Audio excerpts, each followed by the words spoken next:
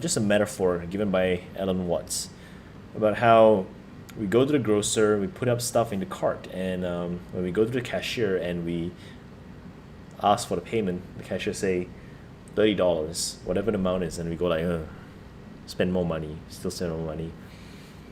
But you see, the thing is that for some reason we have taken money to be a kind of thing that can only go negative, and we have to make more, and we had to put we gotta spend it, so however many, if we gain $10, then when the $10 is gone, it's gone, right? It's gone.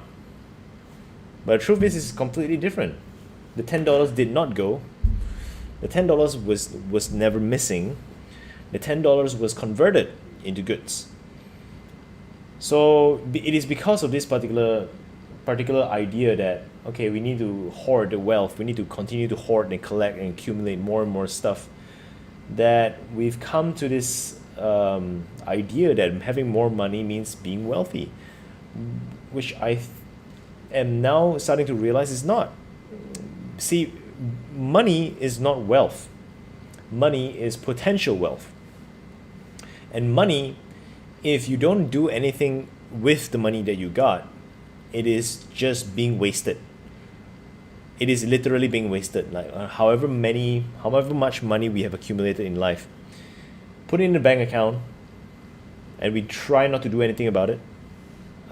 It's gonna sit there doing nothing. It's gonna grow very little, but nothing. The wealth does not lie in money. The wealth lies in what we do with the money. Wealth is potential decision. When we are trying not to spend money, what's actually happening is we are trying not to make a decision, because making a decision is scary. When I take this piece of money, if let's say I take $1,000 and I spend this $1,000 in exchange of something else, I am locking myself with a particular outcome, and that is the scary bit, isn't it? And so we have this crazy idea that, okay, I need to hold as much option as possible. But the more I delve into this power of spirituality, the more I realize that's not really necessary at all. And I'm lately spending a lot of money in other countries for the simple reason that I need to get things done for my business, and here and there. There are certain things which cost me $25, $100, and it means very little to me. But for someone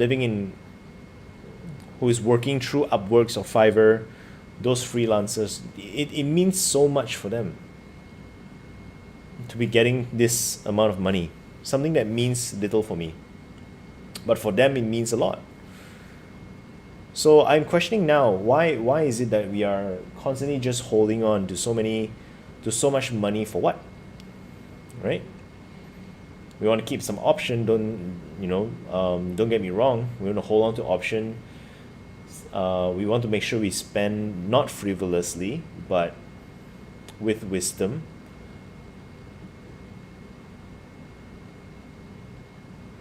But the real wealth is not having those options available to us. The real wealth is what we do with those options. And I think that what we ultimately want is to be happy. And that's what most people are pursuing, to be happy, right? But then the question comes is, if I'm already happy, what would I do? That's a topic for another day. But anyway, I'm just saying, there is no need. My message is simple today. Whatever money that we have, that money is not wealth. It is what we do with the money that is the wealth. That's point number one.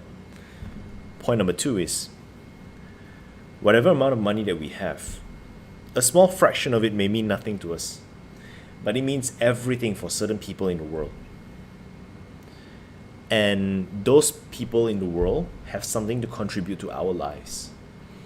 And if we are willing to part with this small fraction of money to the right people, we can gain so much more than just options. That's number two. And number three, while in the process of removing that option from ourselves, and they get that small fraction of money, which doesn't mean much to us, their lives could be changing as a result. So I am not saying that we should just simply spend money, but I think that too many of us are too scared to spend money because we think that the moment we spend money, we lose it. But the reality, it is not. We only lose it when we spend it in the wrong area. When we spend it in things that is impermanent, in things that does not give value to us in the long run, if we spend money in those areas, we will lose it.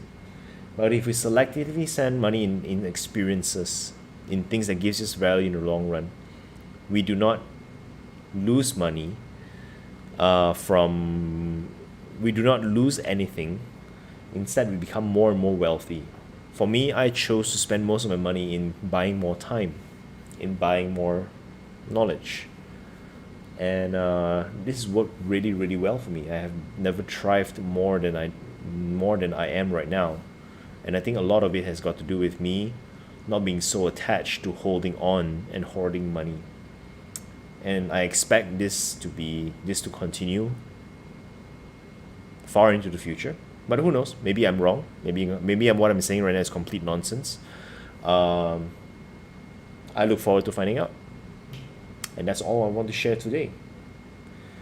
So that's all for tonight's journal. I'll see you guys again tomorrow morning for another journal. It's day 80 plus. I'm almost done with this 100 days challenge. It's 79. Tomorrow is day 80. Looking forward to ending this challenge. To be honest, it's quite exhausting. But I'm holding on. We'll see how. See you tomorrow. Stay healthy, stay safe, stay true.